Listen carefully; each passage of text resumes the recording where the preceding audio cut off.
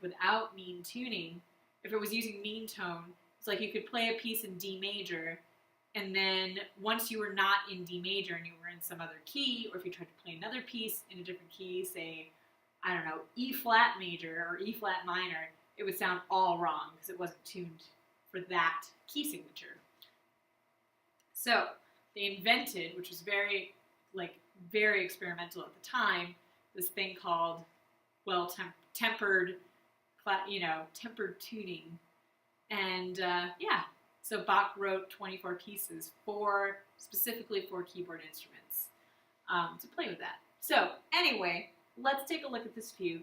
I'm going to play little pieces of it, and then I will put up the whole entire piece on the web so that you can sit and listen to it with the analysis. But I'm going to pull out some highlights. So here's our original initial fugue subject right here. All right? It's going to go like this.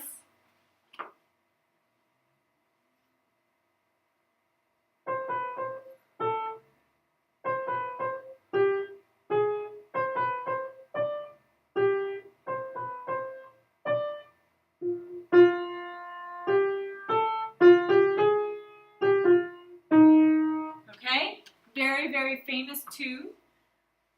Okay? So we get your subject, and then in the soprano line, right, up here, we get another entrance. We get the answer, which is going to be the exact same melody, just moved up a fifth.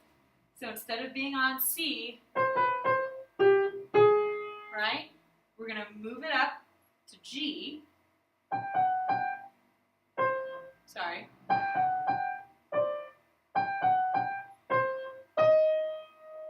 And E flat. So this would not be, right? What kind of answer would this be? Would this be an exact answer, a real answer, or would it be a tonal answer? Right? It's not exactly the same. In the first one, we get, right? It goes down a fourth, perfect fourth. And then up a half step. In the answer, we get something a little bit different. We get, so we get from G to C, it's a perfect fifth instead of fourth. And then up a minor third.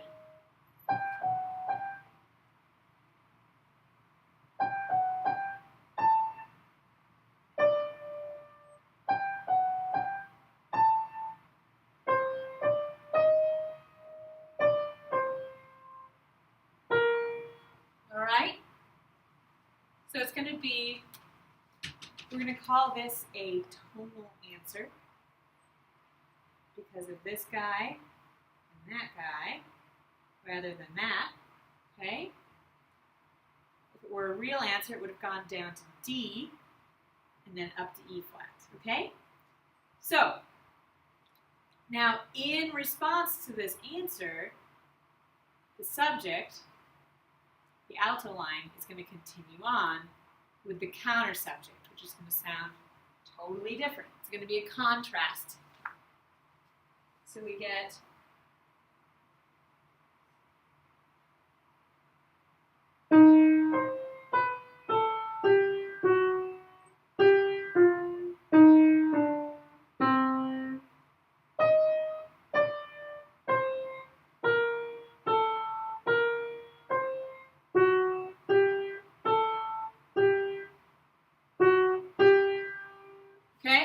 close enough. So you get this swooping sort of line of 16th notes going down.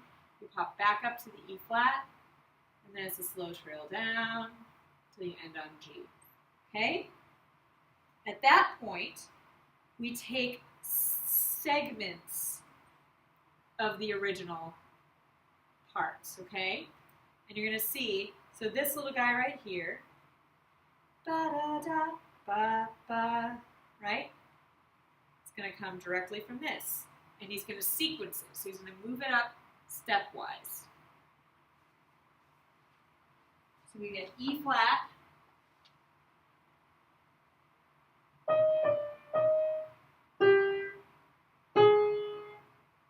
it moves up to F. And then we go up to G. All right, so you get 3 sequences, all moving up stepwise. All right? Now, in contrast to that, we actually also have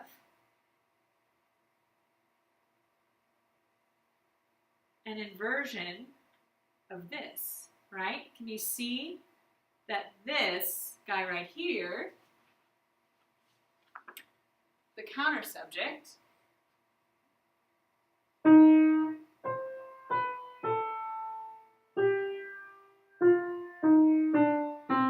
is just the reverse, right? So this, you could even call this the retrograde, or a piece of the retrograde, because now all we're doing is going backwards.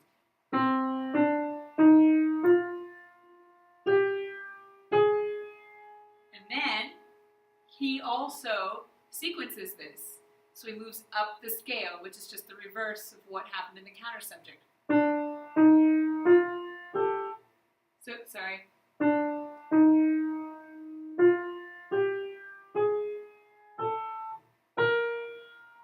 And then up another step. And then he reverses back down, continuing that line from the counter subject.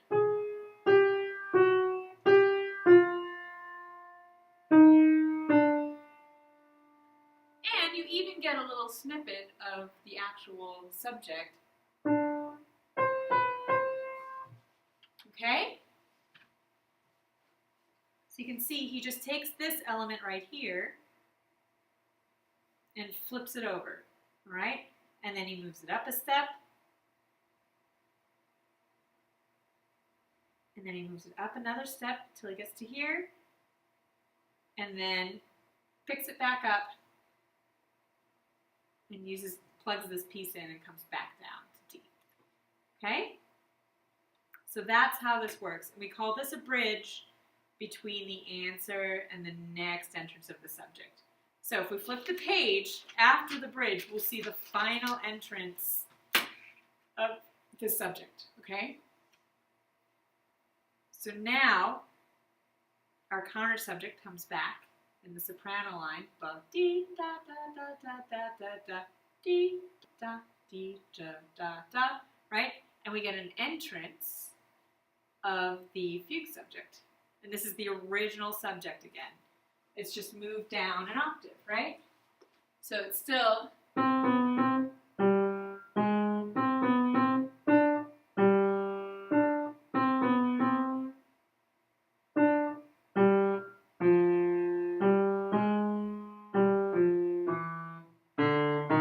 Sorry. All right. Sorry, I can't look at my hands and look at the screen at the same time and use music. So anyway, so we get the third entrance, right? And that is the final entrance. It just indicates that this is the final voice, right? So this is the last voice. We're only going to get 3 voices, not 4. So we get voice number 1. The alto voice comes in first. Then voice number 2 enters with the same theme, known as the answer.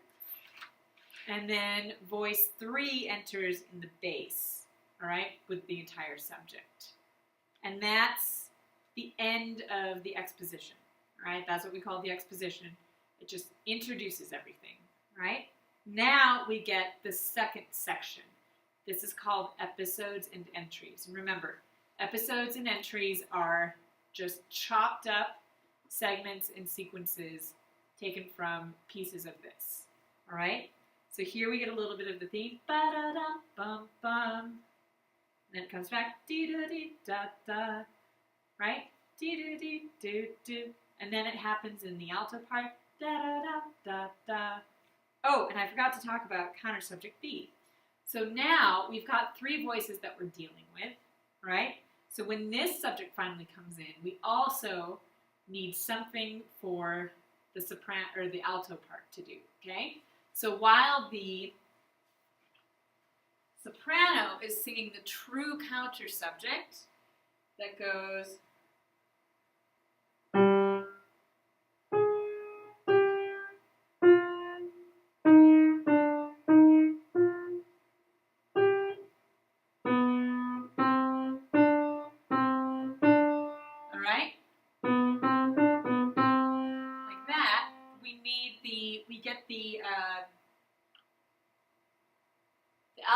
start to do a slightly different version of that. All right, so it starts.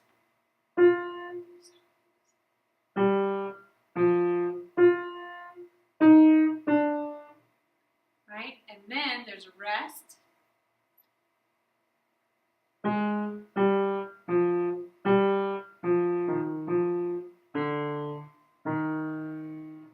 right.